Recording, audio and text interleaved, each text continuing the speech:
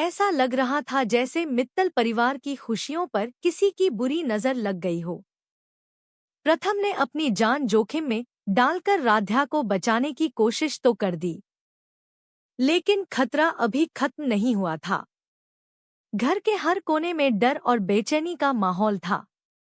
किसी को समझ नहीं आ रहा था कि अगला हमला कब होगा।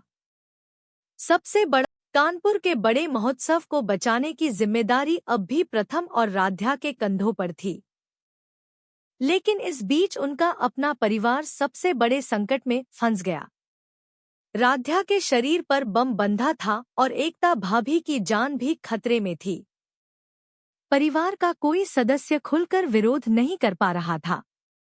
यही मजबूरी उस शातिर महिला की सबसे बड़ी ताकत बन चुकी थी और वह अपने खेल को लगातार आगे बढ़ा रही थी।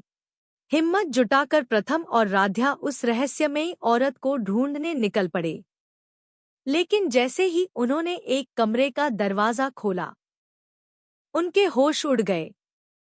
सामने लाल साड़ी पहने एक महिला बेहोश पड़ी थी और उसके बिल्कुल पास बम से लैस एक डमी खड़ी थी।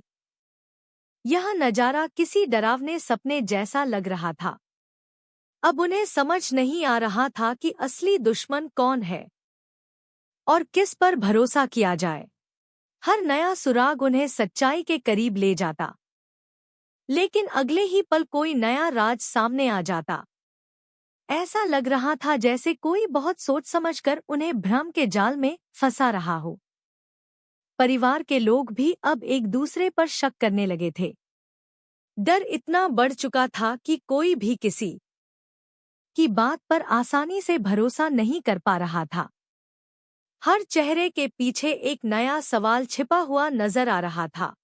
समय तेजी से निकल रहा था और राध्या की जान पर मंडरा रहा खतरा लगातार बढ़ता जा रहा था। प्रथम जानता था कि उसकी एक छोटी सी गलती पूरे परिवार को तबाही की ओर धकेल सकती है। इसलिए वह अपनी जान की परवाह किए बिना हर रहस्य को सुलझाने में जुट गया। दूसरी तरफ राध्या भी साहस के साथ उसका साथ दे रही थी। दोनों अब हर हाल में इस साजिश का अंत करना चाहते थे। जैसे जैसे सच सामने आने लगा, वैसे वैसे कहानी और भी रोमांचक होती चली गई।